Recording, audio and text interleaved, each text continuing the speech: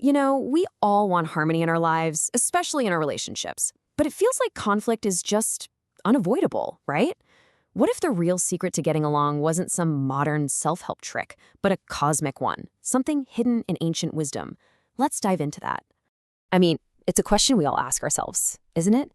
You can love someone with all your heart, your partner, your parents, your kids, and still clash. So often it feels like you're on completely different planets, driven by totally different instincts. So today, we're turning to the ancient system of Vedic astrology. And the idea here is that the cosmos, believe it or not, kind of holds a mirror up to our own lives, and it can offer some seriously deep insights into our most human problems.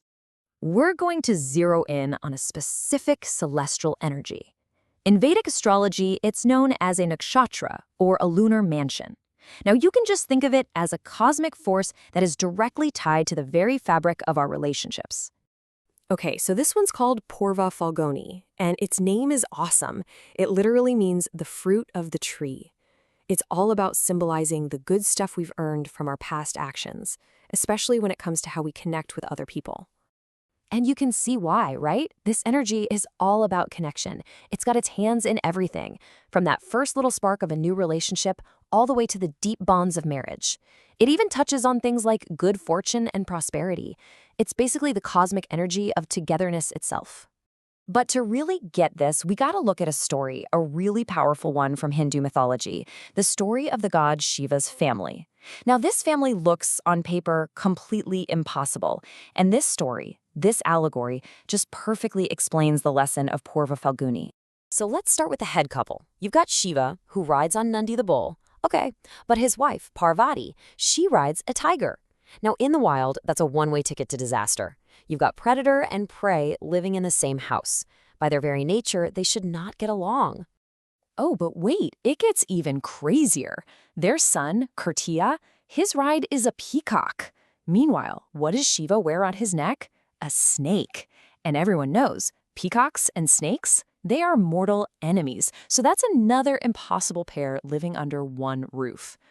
And the last piece of this absolutely wild puzzle involves Shiva's snake again and the mount of his other son Ganesh, which is a rat.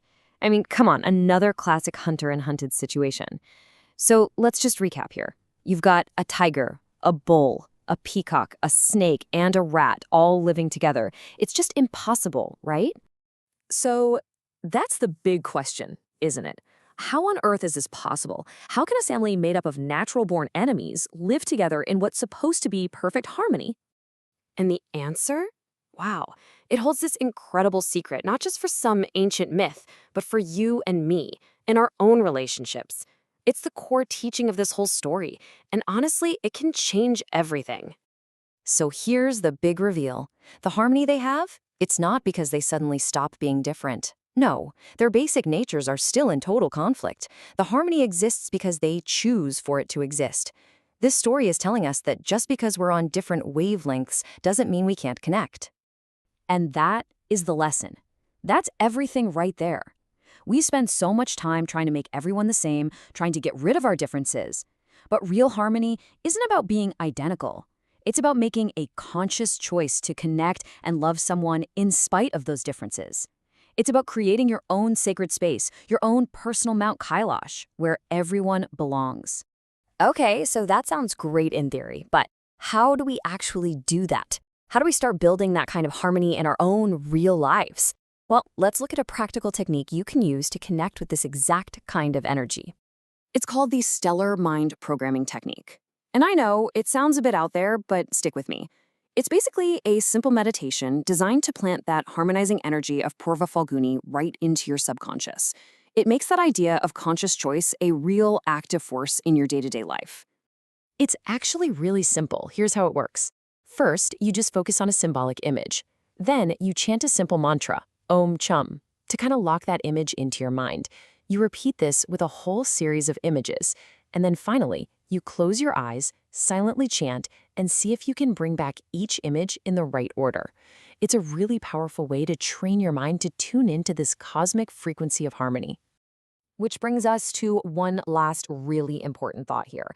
Once you start to understand this idea of cosmic harmony, it should totally change how you deal with your own conflicts, especially when you're the one who messed up. So, I want to leave you with this. Look, anyone can say sorry. It's easy.